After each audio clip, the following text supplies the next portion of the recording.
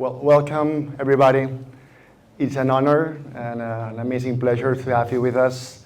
Those that have come to our office in Barcelona, our main office, and those that are watching us from abroad virtually, and they told me that we're almost 19 countries so far involved, so that's quite an amazing way of starting off a conversation with such an inspiring team of great user research specialists, which I will go through in a minute. Before starting, one of the things that we planned when we organized this meeting was our main essence as a company, because we started from scratch and we started mainly on user research, and then we moved towards other practices of what we say the full value chain of the client experience or the user experience. So it's an amazing moment to realize, how we started, where are we going, and connecting today with great specialists that they are part of the essence of and the importance of the user research. So thank you. I'm so grateful for you coming and watching us from wherever you are. Well, with us, three amazing people, good friends from different companies, international companies. From HP, we have Paula Comes. From Sanofi, Marina Talavera. From Yara, Davide Vignes. And I want to say also that for these people, we work in China, USA, France, Germany, Brazil, Italy. So it's quite an amazing thing. And it's great for us to onboard the best people to cover exciting challenges, which is all about what we all want in life, exciting challenges. So just a quick briefing on before jumping to the conversation. The whole conversation will be around user research. And we have organized the topic into 8 minor subjects, but with a lot of content. And subjects are around the impact of user research on in an organization in terms of what type of value do we add as user researchers, what type of transformation we can bring as user researchers, what type of challenges do we face when we need to collaborate with cross-functional people from all our organizations, and how do we give a lot of value to the insights that we capture in the different practices that we put in place. So among all these topics, we will build up this conversation. I think it's going to last like about an hour. We will make a short break just to hand to you the microphone. So if you want to place some questions, they're more than welcome. And I will start right now. I'll sit down. We have some microphone issues, so I will be handing the microphone to the speakers. And thank you again. It's amazing that you have come to this office. And Davide, you come from abroad, from Berlin. Thank you for taking the plane and jumping to Barcelona. Of course. Thank you.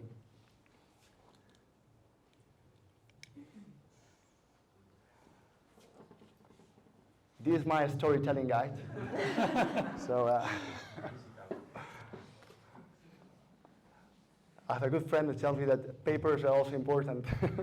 So here's one. Okay, I'd like to start with on the impact in terms of organization.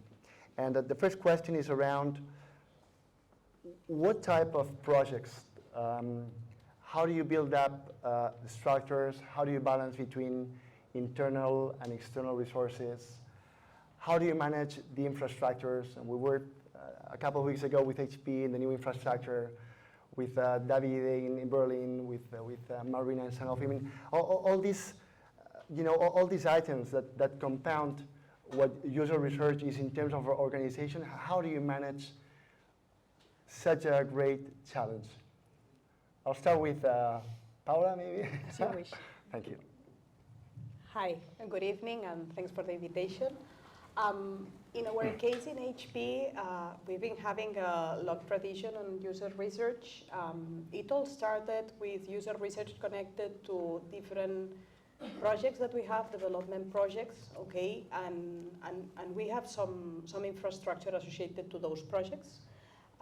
Like for instance, a printer that we are developing, a software solution that we are developing, and so on and so forth. But we do have also teams that are devoted to more strategic projects, okay? So key business questions that we want to resolve and that should be impacting our strategy, and we do have also teams associated to those critical business questions. In both cases, what we have is a mix between what we call HP talent and extended talent. I think that it gives a very nice combination of people that has been long-lasting in the company, but also people that have many references from other companies and other industries. So I think it's great to combine both resources. Maybe. Hello everybody, and happy to be here sharing some insights on how we are doing things in Sanofi. In contrast to what HP is doing right now, Sanofi is quite young in the subject. Okay, the team of customer experience has started only 3.5 years ago only, and we have started since the beginning with user research, of course. This has been the main topic that we brought to the company because we know that we really need to know what the needs from our users are in order to solve their problems. So we have a team of about 15 people, but only 3 dedicated to user research. We are a company of 90,000 people, so you can imagine that we cannot actually manage all the different projects. So for small internal employee experience projects, we use our internal resources. But we have many others, and it's when we are partnering with Gamma UX for some of them, for other in other areas, so we are extending with contractors, etc., etc. So it's a mix, as Paula has said in HP, but I think that in our case, we really need this support from our collaborators. Yeah. So thank you, first of all. Thanks everyone for being here and for having me here. So maybe just 2 words of what is the focus of our work in Yara. Because probably you might not know exactly what's the core business. So Yara is a company, is a global company that produces and sells fertilizers. So we are in the business of agriculture, but specifically the team I work for, and also other teams in the company, the digital unit works on precision farming and digital agronomy. So this is like a relatively new field, and especially for Yara, this has been like a move into the digital space that has started to happen 7 years ago, around about 7, 8 years ago. So since then, we also in the digital team have been going through several reorganization in terms of team structure. I've been with Yara for 4 years, and my team specifically has been actually formed, regrouped around about 9 months ago. The research as a function has been also evolving over time. So I remember when I joined Yara, at least in my team, we had no researcher. We were kind of like trying to do a little bit on our own. So as a background, I'm more an interaction designer, which I happen to do maybe some research because maybe for lack of a better choice. But over time, the company has evolved a lot in terms of maturity and also in terms of understanding the value of user research. Thereby, now in my team, the research team might not look that big because we have a team of like 5 researchers. But first of all, I'll say that kudos to them because they achieved to make a lot of work. We work on different product lines, so I mean software, mostly software both for web and for mobile. So we have research is oriented to product, the product development side, so how to advance, to do product discovery, but also we have an innovation team, which works primarily on new business ideas or to explore fields of in this digital agriculture space that are strategically important for Yara, and this is much more, I would say, relying on discovery kind of research, generative kind of research. What else I can say? I think that what is also important for us to know is that as we work on Europe, our focus is on basically almost all Europe. One of the core challenge that we have is how to balance the ratio between internal people and external people, because of course, imagine that the core team is in Berlin. We have German speaker researcher, English speaker researcher, and Spanish. But we have no one, for example, talking French, or maybe no one talking Scandinavian languages, which is one of our core countries, or Ukraine. So this is where actually having the support of talent from outside is crucial, because we need to be able to speak with farmers in their own language. So this is absolutely crucial. This, of course, poses a series of challenges in terms of planning research, because it's even if you have all settled and you can run a research project with your own people, internal people, it's already challenging. The recruitment, as you can imagine, is not so easy to catch a farmer who is a super busy person and is maybe not familiar of doing user research, especially if you have to do it remotely. It's even harder when you have to maybe plan a research in 3 different countries. In 2 of them, you don't have a native speaker. So this is definitely one of the challenges. I would say that overall we cover, I'd say, probably the most traditional kind of user research, from in-depth interviews. Something that we actually managed to start doing again is to actually be on site visiting farmer where they work, which is something that, of course, during COVID time was impossible to even think about. We do, of course, also usability testing, concept testing, so there is a whole type of activities that we can do depending on which stage of product development we are. Another point I also want to briefly mention is that for us it's also very important to work with internal stakeholders. They are also subject of our research, because Yara is a large company and there's a lot of incredible knowledge inside. So one thing that we have learned is that we need to also rely on these people. They have a lot of information that can help us. They know a lot of the single markets. They know a lot of nuances. They know a lot of just the subject matter. And we are not farmers. We are not agronomists. And this is it's really an important target to take care of. I think I'll stop you. Please flag me if taking too much time. I'm one of kind of guys who can go on speaking forever, so please tell me. Thank you. No, thank you. No, thank you. That was a nice way of answering. Thank you to all of us. Well, to all of you.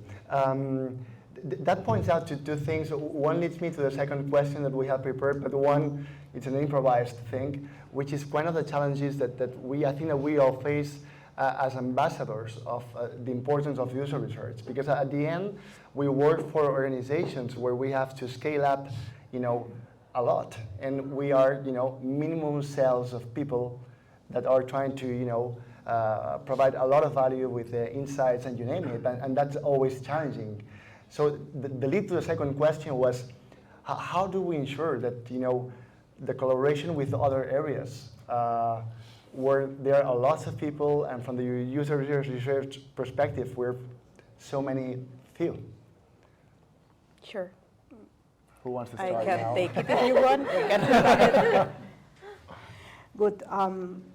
In our end, I'm back a bit on the 2 areas where we work now. When it's about a project that we are on development, we traditionally have a lead designer per project. Okay, this lead designer is the person that is the main counterpart for the research team. they will count on them for planning any research to make the discovery or the delivery advance. Even lately, we are extending this function beyond the introduction of the product, so that we can also perform activities after the introduction of the product, and that we can even validate that what we were aiming for releasing to the market was working. So in terms of working model, the fact of having a lead designer in the middle of a business team, okay, composed by a product manager, R&D folks, and even someone that is leading with the schedule and all the project planning, it works pretty good to create that connection.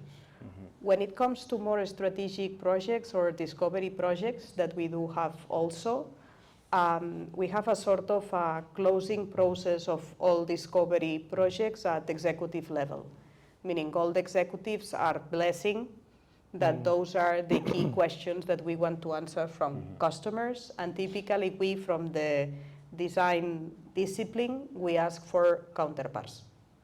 And here we are making great progress, but I must admit that we also have from time to time challenges, because that means that we are asking also other stakeholders to take some time on our discovery projects, and people are busy and have other projects.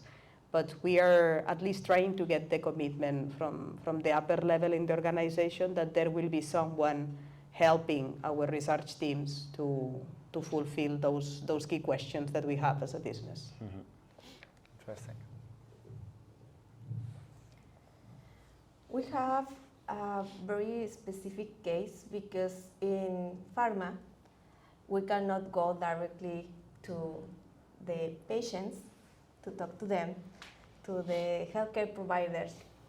So we have to arrange different type of teams and collaborations, okay? As I said, our team is quite new, and we are still on the process of looking what is the best way to perform.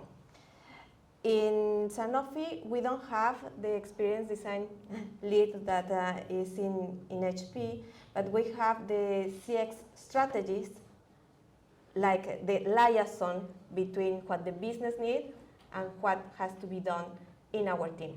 So actually, that responsibility resides in the strategies to ask to the user research team, okay, this is the type of research that we need to perform, and plan what are the user testing afterwards, because if we are departing from a discovery, then we go iteratively doing this user testing in the projects. Not all the projects, of course, start with discovery.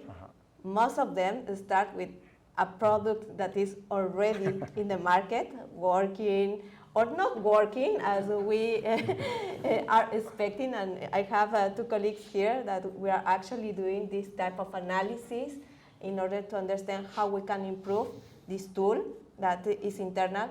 But in this case are the large projects. There is another team that has been founded only last year in Paris that is called the Accelerator. In this accelerator, what we are doing is to actually, as the name is there, accelerate projects more in an agile way. Okay, so what we have created is pods, where there is a product owner, there is a designer, and there are the developers. The research there is quite different because it's such a dynamic type of environment that they need to be quite successful in getting the insights in a very different way. So I have to be very honest, we are still undergoing to figure out what is the best way. Right now, there is one contractor assigned to them to help in order to get all these insights. That we have these two models of working quite different, because the dynamics of the teams and the projects are also quite distinct. Wow. Yeah, also for us, I would say that it's not necessarily super linear or always the same, primarily for the reason that we have products at a different level of maturity, some of them not even in the market, so on a very early stage, some of them instead of in the market, so maybe have completely different kind of requirements from research standpoint. if I should maybe go from top to bottom, of course, I mean, the strategic topics, they are set, of course, more like on the management side, management level, but it's not, let's say, dictating a direction. It's more like focusing on, for example, value proposition or maybe some specific thematic areas that are of strategic interest for the company, like it could be, for example, the now decarbonization of agriculture and regenerative agriculture, incredibly big topic. So it's more like setting the direction, where are the areas where it's important to explore and develop a new value proposition. When it comes to organize the research work, I would say that we can enjoy like a lot of autonomy, in the sense that this is like a work that we plan with the product team, product director primarily, and then with all the product managers in the different products. As I mentioned before, there's also this team that does innovation, which works in a rather different way. When it comes to the product, I think that the research team has developed this extremely effective way to plan research. We do these joint workshops with all the PMs from every product, and this is done on a quarterly basis, because one need that we have is that we cannot be super quickly reactive to any request. So that's why we came up with, said, we need a certain buffer, so that's why we start to plan quarterly.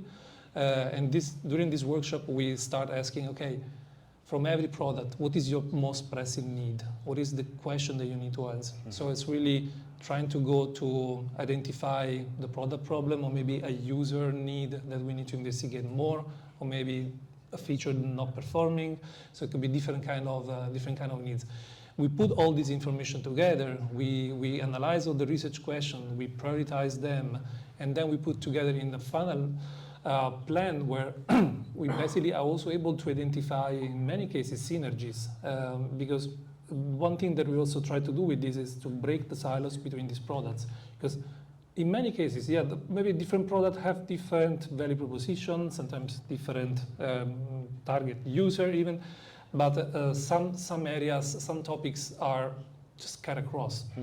So it would not make sense to do 2 research projects in parallel where you basically are trying to investigate around the same thing. So this is where actually we do a consolidation that help us to optimize the resources, also because, as I said, we don't have so many researchers. And this is a very, very good and collaborative way of working, because also product manager, but also other stakeholders, like experts, they can come, they can contribute to the research planning, they can put their own question, they can see, they see us not just, some people that fancy people in Berlin, hipsters doing some, I don't know, mambo jumbo things, but they really understand the value of what we do, because we are sitting in the same room. We talk together about the concrete problems and things where they can either contribute as experts, but also to contribute in formulating a question that they might not the answer to. So this is something also that help us to get a lot of buy-in and alignment. One thing that we had sometimes in the past was some research projects were not fully focused on what exactly is that we need to learn. And some of the learnings were kind of like not immediately useful, because some people maybe came to us and say, well, you could have told to me. I could have solved this problem in 5 minutes, or tell you all you need to know about this in 5 minutes. And that was true. So by doing this, we really optimize and we gain a lot of credibility. As I said, also these are the unit that does innovation, where the immediate goal is not to, it's not research oriented on release. So you have more time really to more breathing room for deeply understanding the problem space. And this is, like I said, goes through. Of course, I mean, the logistics are always the same, and the people that work on the project are more or less the same. But the context in which it happened, it's quite different, and there's like a different pace and different structure. So sure, in the end, research is research, but yeah, the context is a bit different. Okay, thank you. Oops. Right. Well, that's a good way of facing quite an interesting thing regarding how do we set up teams. We have here companies from different sectors, and we work for companies which are on the sports sector, or pharmaceuticals, or agricultural, banking, industrial engineering. And when you have to define a standard team, there's no standard way. No. So that's quite interesting. I mean, because at the end, we need to adapt the team to the company. Otherwise, it will be more work. It's like methodologies. Methodologies, how they come out of the box, they don't work. You need to adapt them to your way of thinking, to your culture, to your teams, to your skills. So it's quite an amazing thing. I mean, every time we set up a team for a client, the challenging thing is not finding the right talent, which is always challenging. But how do you ensure that structure will provide the highest value possible? So that's nice to hear from you. I'd like to jump to a context where we can drill down to projects on examples on where user research has provided a lot of impact in the organization. Just to mention, one project each of where has it been really crucial, where some leaders in your organization have really, get into it. They have perceived the value of the work that we do, that you guys do. For me, the impact of user research, at least in our organization, I see it as a journey. And I believe that we've been successful impacting on the business on three stages in a way. No? I think that there is a first stage where we manage to shape the value proposition and the hero experiences that we want to deliver into our customers.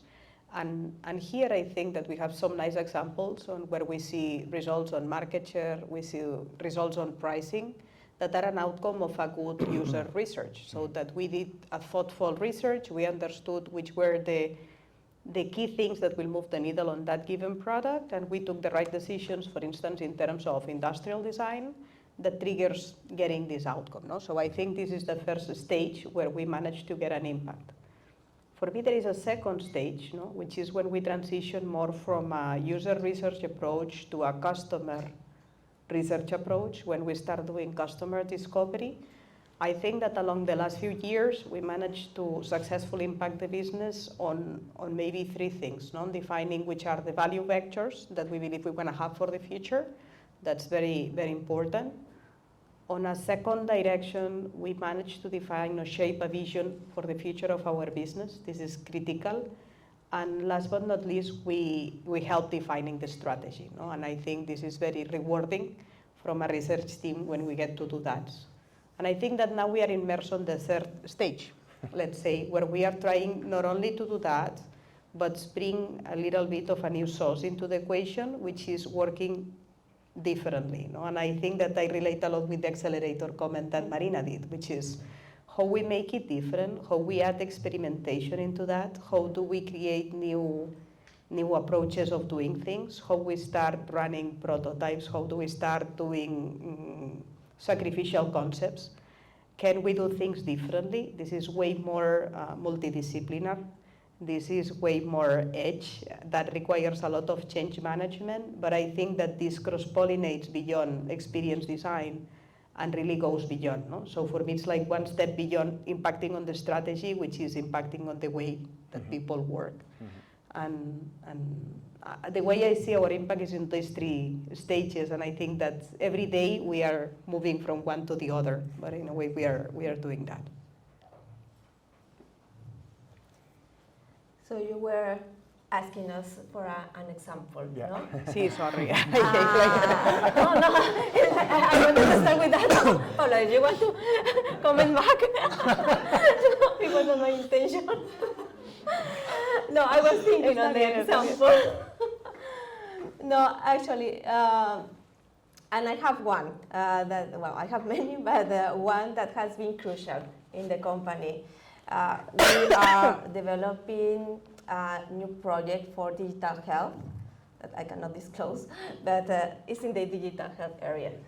And I remember the brief when the people in charge of doing this project came to me and said, okay, do you know how we can do this in a cheaper way, etc., etc. We want to mimic these other things that we already have, okay? I cannot give more details than that, but that was the starting point of this new project. And when we analyzed it, we realized that the first thing we had to do was to do the foundational research, because we really needed to understand the pain points from the patients. This is related digital health for patients, not for HCPs. So we really need to understand what all these patients were suffering, what were their pain points, their needs, how they have started discovering that they have that disease, because it's a full journey. And until you hear from their voices how much they are suffering, you really can understand the impact of what you will be delivering. Yeah. Okay? And something that we have done, as I said before, we are not allowed to talk directly with them, and there is something called double-blinded in our industry, where the people that are interviewed, they don't know about you and you don't know anything about them, okay? So we were with cameras off, we know our names, we didn't know about them, but we were listening and we brought the VPs of the company to hear about it. And this is very powerful, because it's not what you have said, it's not a quote that you have written, it's not even an audio that you have captured and shared. Yeah. When they actually listen by themselves what our patients are saying and telling us, it's a mindset change. This is very, very powerful, and this is something that I really recommend you whenever you have a challenge, to bring the executives and try to help them to better understand what is going on. So from that, we have been doing a full research in 5 countries with many patients, some HCPs, and that has shaped the MVP. Because then the team that has been participating in the research, it was not the user research team. That has been the driver. But actually, the important people participating in that process was the product owner, the business owner, the digital team. So everybody understood what were the main areas that we have to focus and easily build all together the MVP. So we were able to capture, okay, these are the user needs, the main ones, and then we compare, these are the business needs, we prioritized, and after that, we went to the technology to see, okay, and this is the way we want to deliver. And then we started the design phase, and we have been iterating, and this is one of the main contributions we have done, because it's the first time that in the company we are doing iterative design and testing, okay? Because it's very complicated in our industry to get the patients coming back, cost a lot of money to bring the people, but the company really believes that this has value. So that's my example. Interesting. Thank you. Yeah, I also can speak of different, not only different projects, but also different level at which research has had an impact.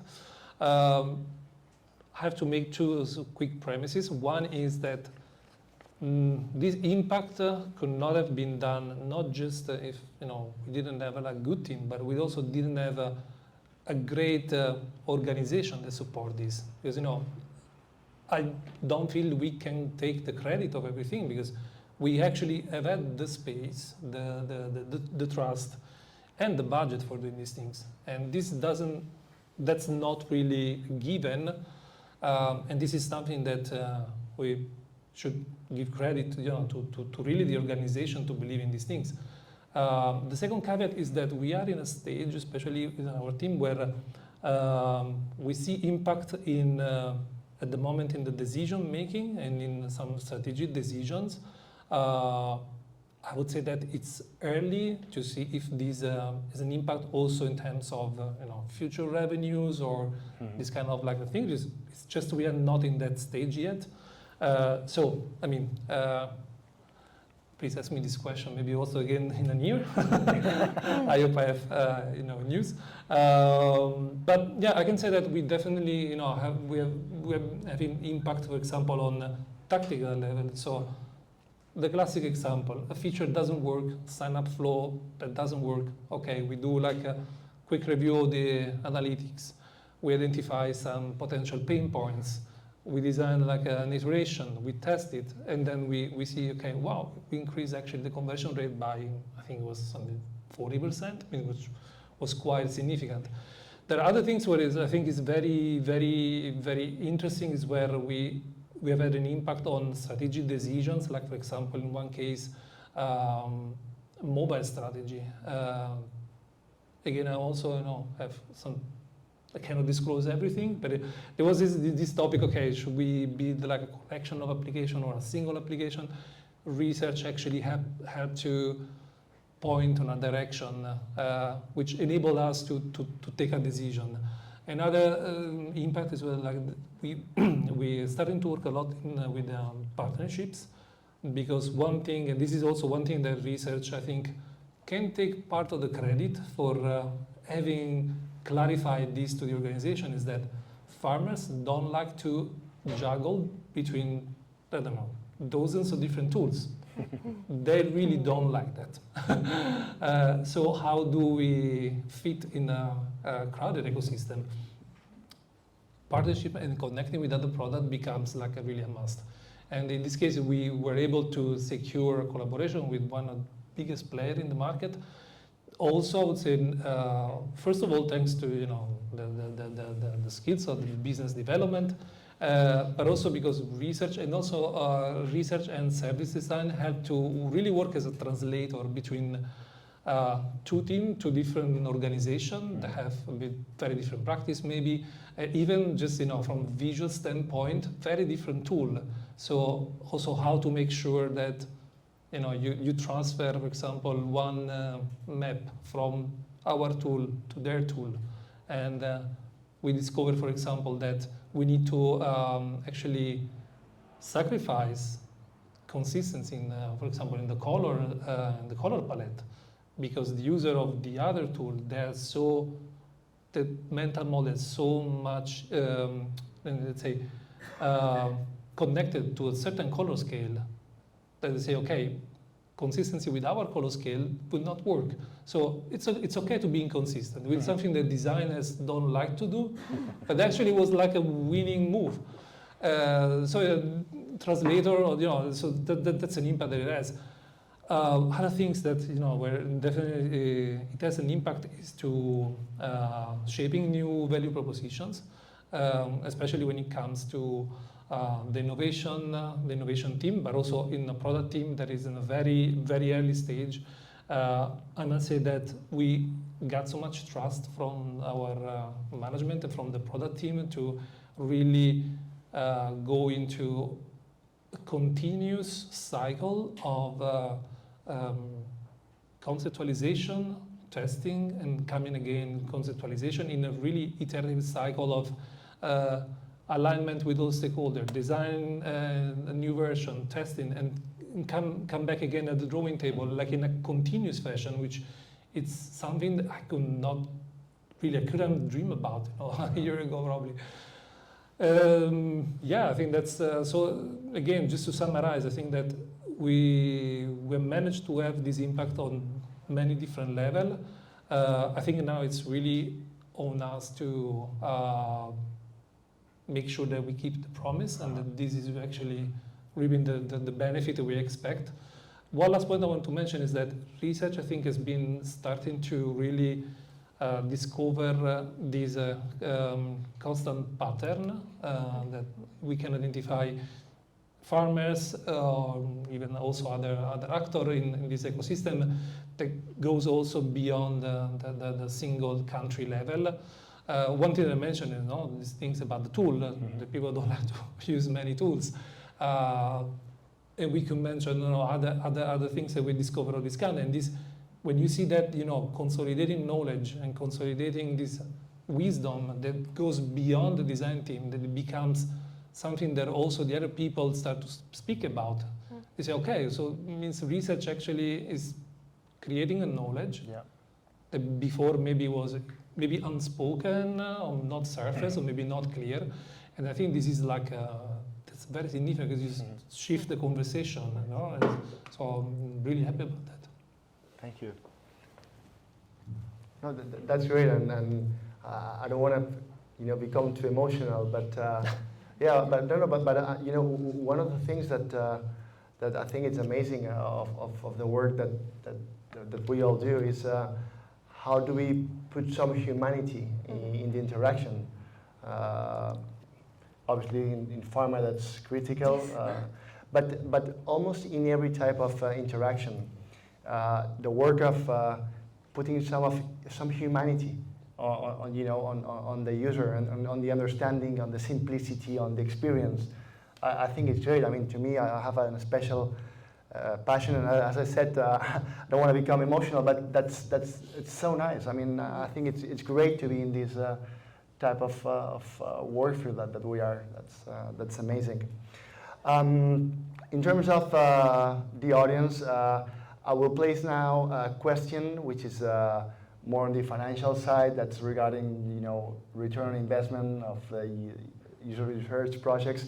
And I'll hand not the microphone, but the questions to you, so that and once you say it, because we're having some recording issues, I will repeat the question again for the recording for those that are watching from the digital arena tonight.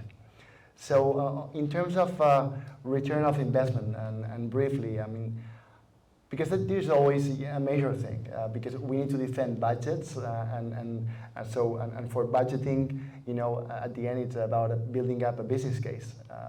So how do you manage to measure the return on the investment on the work that you do?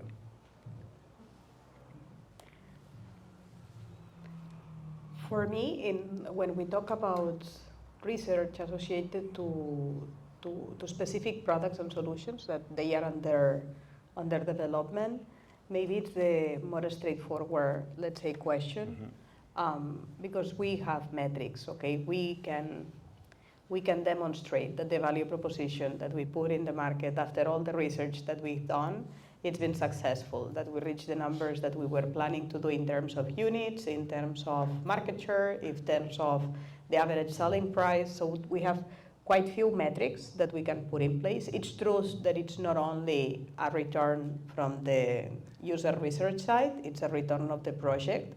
But indeed, having done the right steps in terms of user research and having put in the market the right value proposition and the right experiences is contributing to that ROI.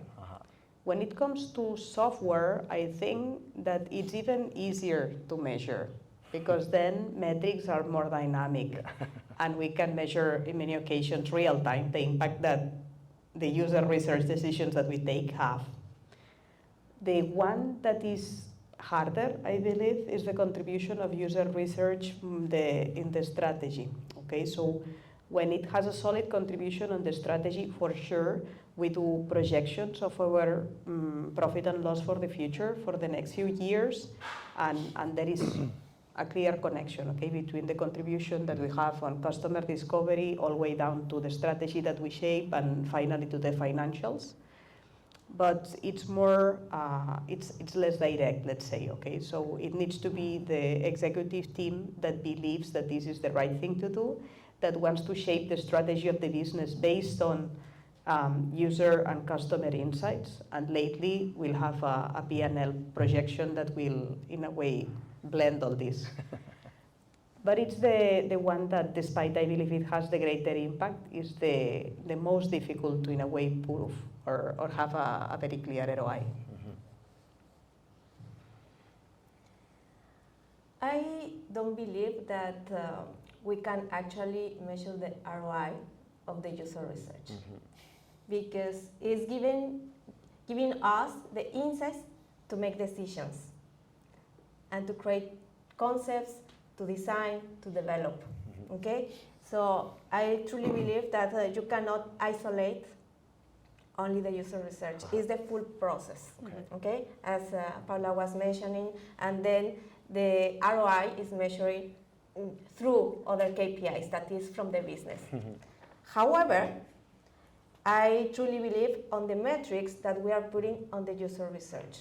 Okay, we have objectives and subjective metrics. We are asking customer satisfaction, customer effort score, NPS, eNPS for the employees, and this is the area that I can tell is very powerful because those insights with those metrics are creating an impact on the business to think that actually what we are designing and proposing makes sense. Okay, but I wouldn't isolate it. Okay. Yeah, no, I share what pretty much what Marina said. I mean, I also agree that there are some projects where it's easier to, draw the connection between what you do and the consequences,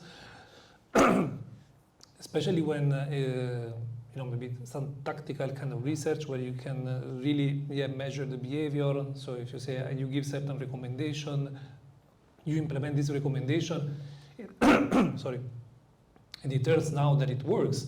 You can be quite sure that you had a good impact. Of course, it depends on the nature of the product you're working on, what type of return does it imply. For example, in our case, at the moment, in terms of revenues, we're not really working with this kind of business model, at least not for now. So maybe the return in investment is more like, okay, how much did you convert user or some other metrics that we adopt. When it comes to some other important decision that we have influenced, as I said, some of them are probably just too early to know if they had a positive impact. But in general, it's again, it's an iterative process, and there are so many variables that come into that it's kind of difficult to isolate the decisive variable. I also agree that we have these subjective metrics. We also use NPS, for example. But yeah, I think this is really like the topic where I've been interrogating myself the most in recent times. Because of course now leading the team also for me means, okay, how do I communicate the value? I think at the moment probably what I see is that research is providing a value that is also very important for us in terms of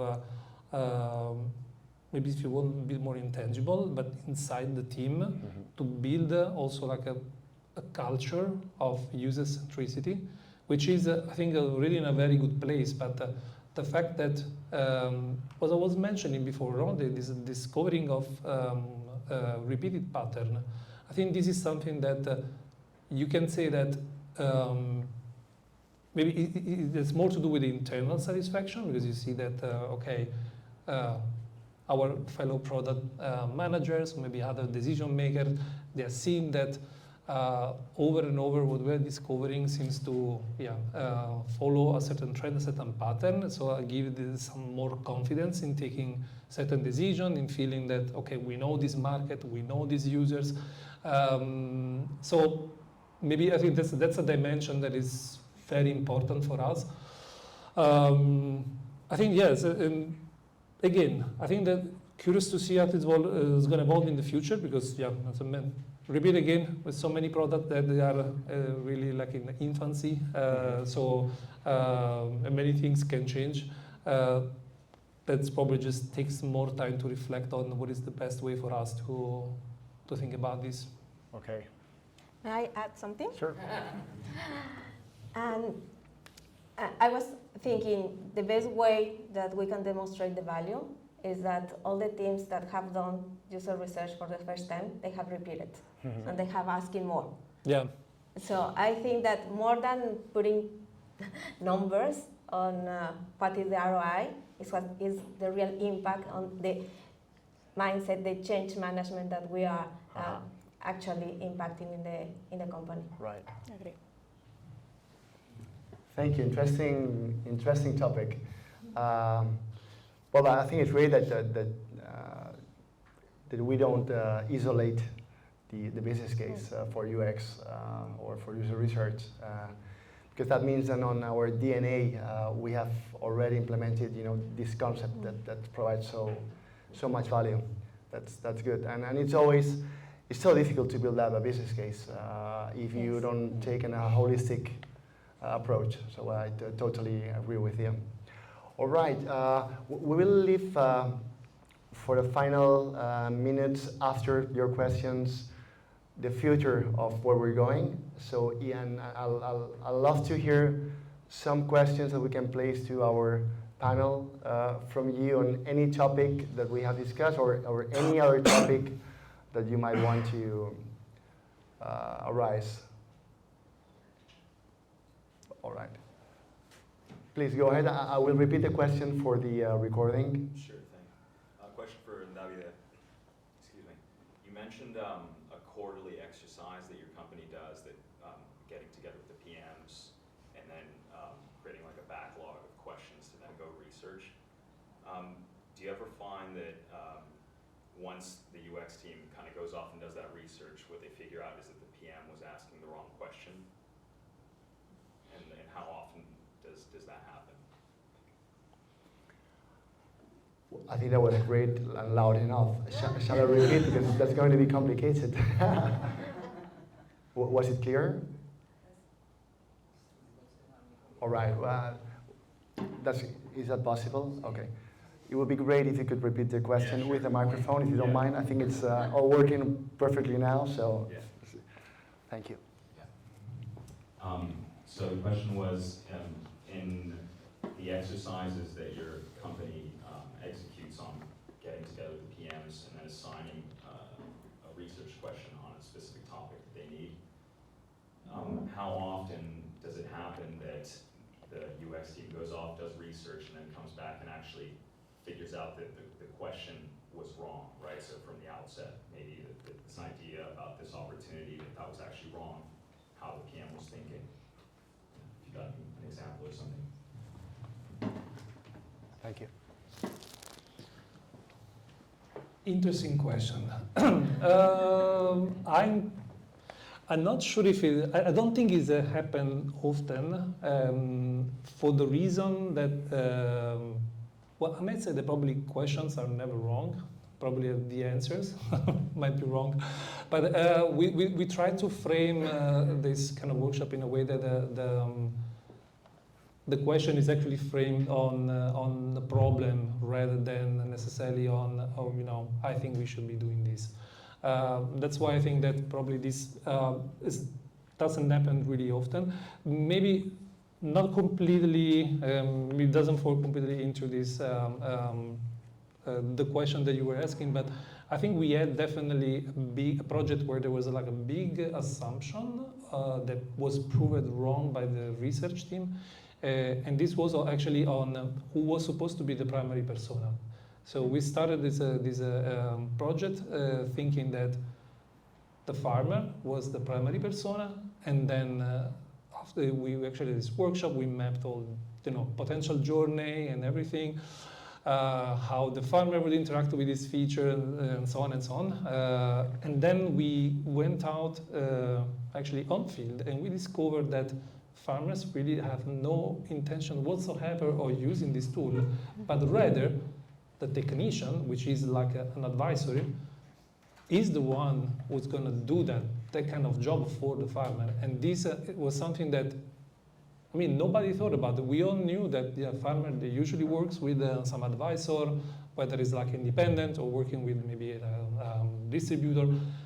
But that, in that case, we really understood, okay, this is not the guy. He just doesn't want to do other different jobs, want to be, in the field. And the guy that works with him, he is the one who is actually interested in a digital tool and using these things, creating recommendation, creating plans for the clients.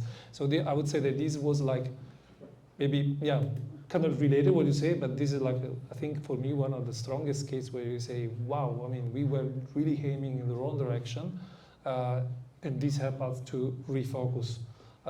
So I would say that probably the riskiest part is when you start with assumption rather than with a question. And this probably is a good demonstration that you have to always prove your assumptions. Thanks for the question. I think, Jamanel, you wanted to. Yep. So, first of all, thank you for these valuable insights you've shared. I have a question about, it's a different question that I will speak. What are your top tips for getting stakeholders to actually pay attention in research presentation? I can. That's a nice one. Yeah, vale. That's a very good one. I'll start by saying that I'm not a researcher, I'm not a designer. I'm just a business manager that loves experience design and tries to bring it close to the business. I think that in some occasions when we try to present an outcome from a user research, we face similar issues from when we are asking an engineer to present an outcome of a root cause analysis. You know what I mean? We get to have like things that are very dense, with lots of data, and with few insights, no? And I think it's a duty of the ones that are more senior in the team to help the people that are starting on the journey to build proper business storytelling. This is a very powerful tool that I believe most of us should be investing. Because if we truly want to have an impact in the business, we need to learn how to do business storytelling, and we need to learn how to connect the outcomes of our research with the business priorities. So I think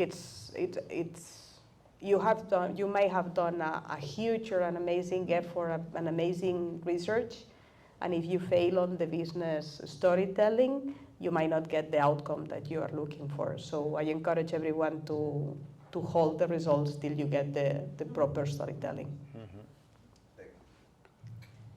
Adding to what Paula has said, is you have to adapt to the audience.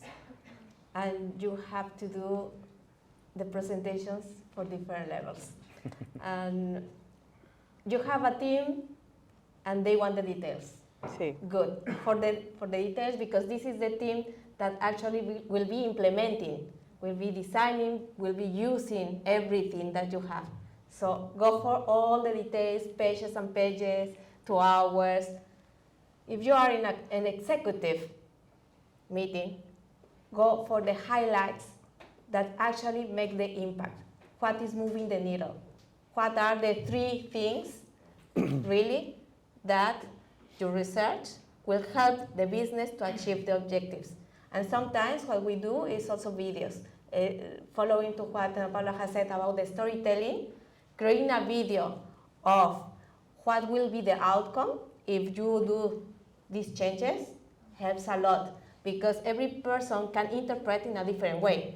But if you combine the efforts of the people from the research and design and the vision to show, okay, this will be the experience we can achieve, that helps a lot. Indeed. Do you want to add something? Yeah, very quickly. Talking too much, probably. I would say that this is a part where I think the team has invested a lot in trying to improve over time, because I think there were cases where maybe not the right people were in the room, or maybe they were not, was not tailored to these specific people. Maybe the audience was too diverse. So over time, we definitely have adjusted the way we present. I would say that maybe we're not at the level where, you know, for example, the sophistication where we are able to do these videos. I mean, nice idea. You know, bring that to the team. But definitely, I think the one thing that really stood out in our experience was that, first of all, provide like an executive summary, just few points, what you learned. That's very important because initially maybe we were deep diving too quickly into the details. People was losing probably a little bit like the bigger picture. So this was definitely something that was very important to do. And the other thing is it has to be actionable. Really, this is really something that people want to know, okay, where do I take this next? Because our company, really, we're flooded with knowledge. The biggest problem is to how to turn this into like a real action point. So this is what the researchers had to do with introducing recommendation, pointing like a real opportunities, and even in some cases, having like a follow-up question, with follow-up session, in which you could say, example, you can turn some of the learnings, how might we question, and then going into an ideation phase. Again, depends on the audience. You have to do it with the right people. But this was also helping us to avoid that the report was just getting dust on a shelf. Because there was also one of the biggest risks, right? You make a PowerPoint, stays there forever. But yeah, with this system, you make sure that it doesn't stop there. You take it, and also designers that are able to digest this. And sometimes it's even the designers maybe not able to immediately understand. So yeah, I think that's some of the tricks that we try to use. Thanks for the question, because I think that sometimes we forget how important are the soft skills, and in our job, and well, from the consulting part, from the client's side, at the end we need to deliver and communicate results. So things like the synthesis, which is so important and so forgotten many times. The theater practice of presenting, it's so important, and sometimes a poor output is well defended by a great presentation, which it shouldn't be the case at all. But you know, I think that soft skills are, again, a major thing to develop in our careers, and we need to confront our fear, because it's so critical. And you need to communicate well what you want to say to create the impact. Otherwise, the work of the team will be pretty much destroyed. So that's a nice question. We have room for one more question. Not around bikes. No. In your opinion, I don't know if it's a tricky question, but what will be the role of AI on user research? Well, I was waiting for that. Do you want to go? Okay. Who wants to go off? You were waiting for the questions. Well, Who goes off? I was actually waiting for the question, but because I feared the question. To be honest, I've been only reading about AI in research, not actively used it for a number of reasons. Primarily because we are still like in a phase of settling our team and nailing really the basics, and before introducing some disruption. We also we need to understand what are the policies also for the company for the usage of AI tool, which is something that is in progress. So we cannot just jump and start using this tool. It would be just not allowed. Third thing is that I am personally very have a bad reaction to new trends. So the first thing that I do is to say, oh my God, just go away with this. Because I've been bombarded on social media by if you don't learn about these 10 things by the AI, you will be out of business in 3 months. For example, oh, these scary messages. I say, this approach is kind of like, yeah, give me, I say, it was very annoying. But then, no, I started to look a little bit into that. Well, I think that what maybe could be interesting, seeing that some people are starting to use, is how to maybe formulate the research questions. It could be like a way, for example, through ChatGPT, iterate on these kind of things, or maybe having some initial information on the market you want to study, use it as a source of information. Of course, I mean, this has to be compounded with a work of selection from humans. So you first gather from the system, the tool, and then you go through it, because you can never be sure that there's a lot of inaccurate information that comes out. We know the tools are also biased, or in some cases just returning completely non-existent information. Also, I heard that possible use is the synthesis of identifying patterns in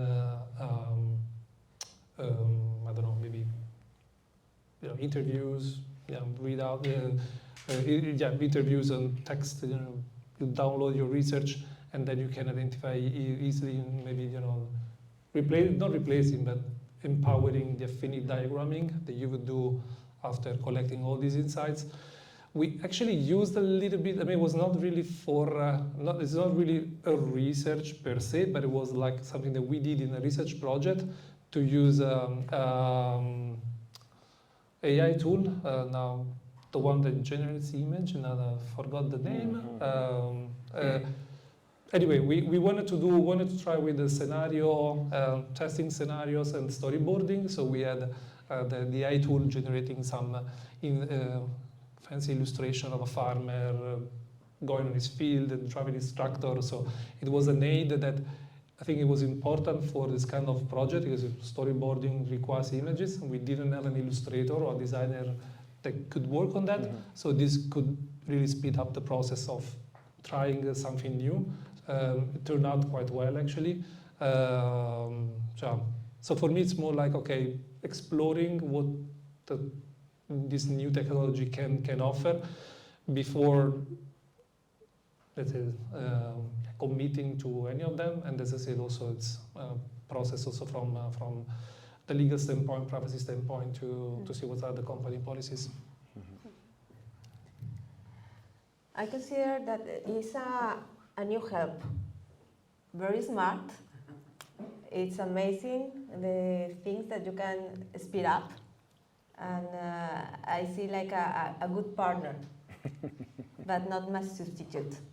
Okay, I think it's the way to enhance what we can do it better, do it faster, do it with less resources probably, but definitely the human should be behind. Davide has mentioned the bias, and well, we have many women here. We know that AI is very biased to the other gender, so we have to be really careful on how we use it, actually. And I also agree with Davide, the policies. So we three work in big companies. In my company, ChatGPT is very restricted on their policies. You cannot put any information from the company in ChatGPT. Okay, for your personal use, you can do it whatever you want, but in terms of the business, it's not regulated. So it's super risky. You are putting confidential information and you don't know where it will go. So be careful on how you use it. However, I can tell you that Sanofi has the mantra, not for research, but as a company, to be the first in class and best in class pharma company based in AI. Okay, so we are using AI for clinical trials, for speeding up the research for the different medicines, so the molecules. We are using AI for how to better support our sales representatives with the doctors, what are the topics they have to talk about it, etc., etc. So more than for the research only, I will think holistically how we can use these new technologies. Mhm. Maybe just a couple, nothing, I mean, I fully agree with both of them. Just to add a couple of examples that we have lately discussed. For instance, we have lots of collective knowledge. I mean, as a team that creates research, every quarter we create lots of documentation. We've put lots of effort over the last few years on having the rigor of documenting it properly, tagging it, making sure that every stakeholder is able to access any time, because also we have higher rotation than we would like to in our teams. And every project starts in a base of something that happened before, and we need to leverage collective knowledge. No? So here, for me, I think that AI can help a lot on speeding up the ramp when starting a new project, on really gathering everything that happened before. Now, this is something that we are exploring to let's say, put in place in the near future. Also in presentations preparation, I mean, for doing a first draft of illustrations for preparation of several presentations, we have started to experiment with that. It worked pretty good. And as Marina said, I mean, we need to be very careful on how we use it. There are many protocols, and we are following all the processes to be able to use it the best we can in the nearest future. Wow. That's a topic for a monographic session. But it's great, the question, because that leads us to our last question of the session, which is, how do you see the future of user research? How do we have to enhance user research? I mean, what are the trends that you see coming for the next years beyond IA? That might be one of the things that. Any opinions on that, or any thoughts?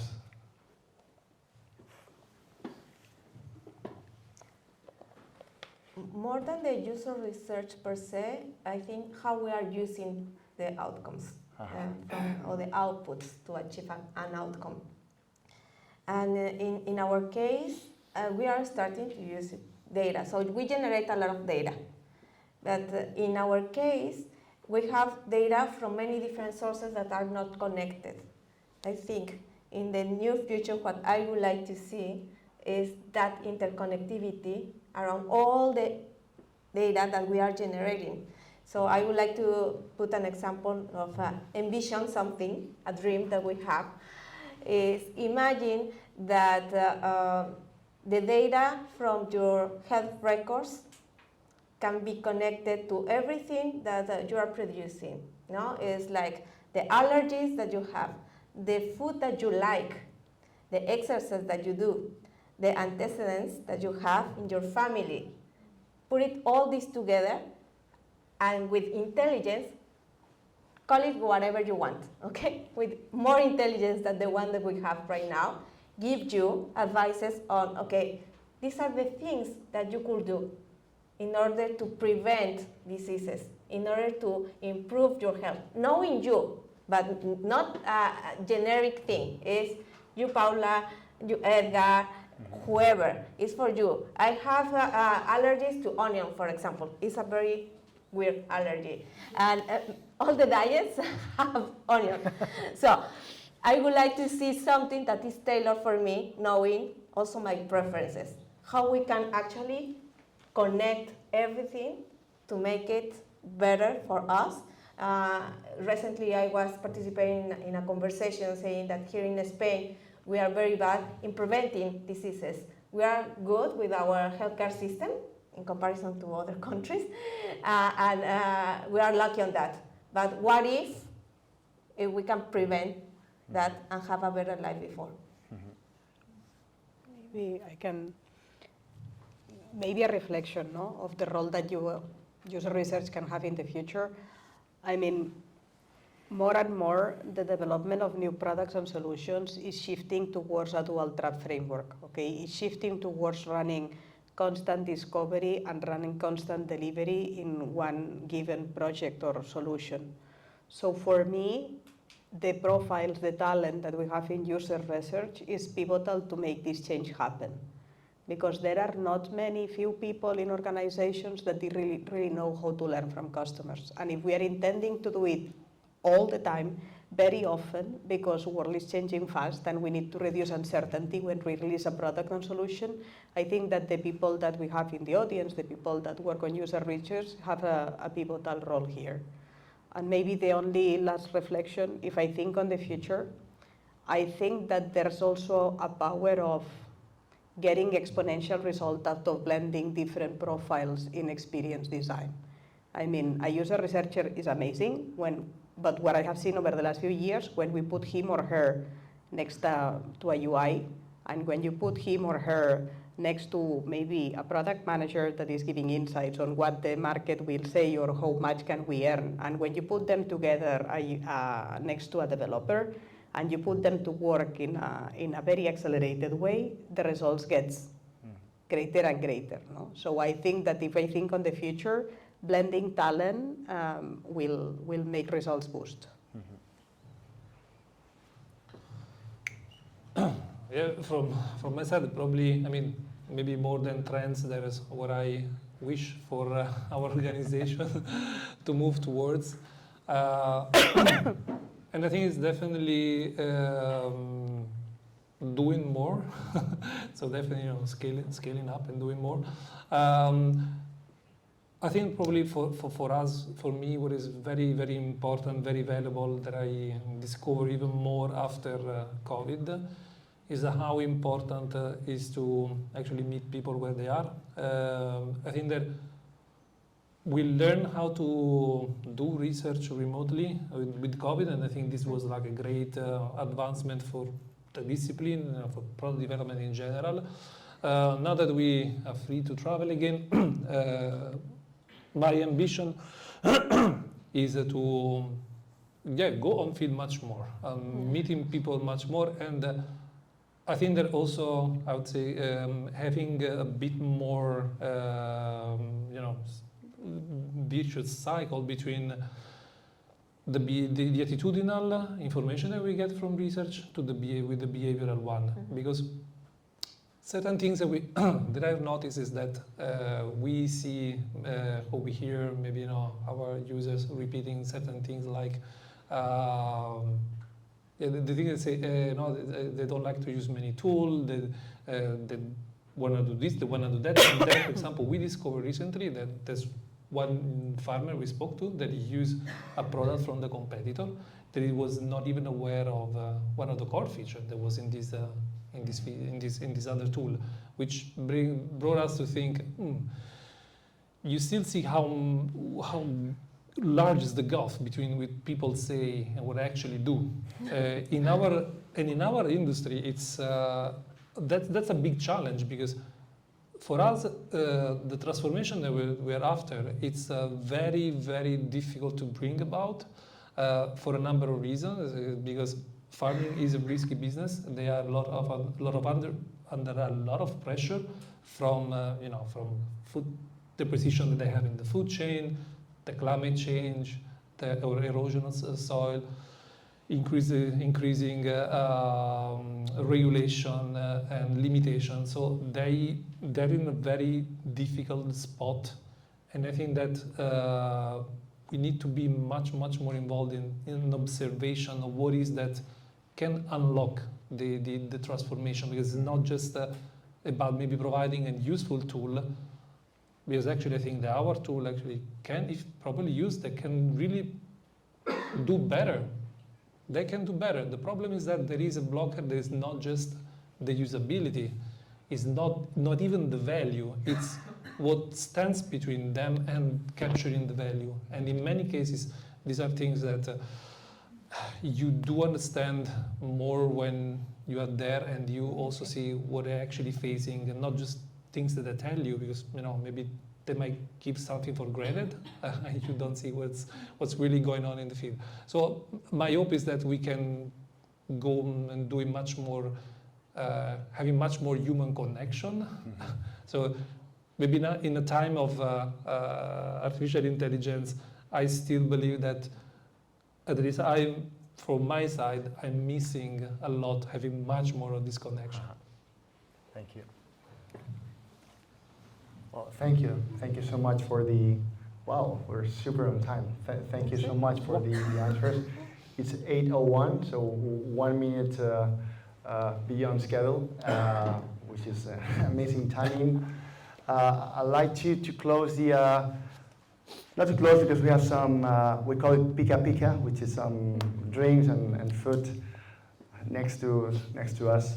Well, thank you, Davide, Marina, Paula for coming. It's been great having you with us.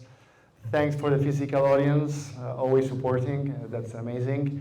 And thank you also to all of you that will watch this session from virtual, from abroad, from Spain, from everywhere, which is amazing. And thanks to the team. I'm so grateful to the team for organizing this type of events.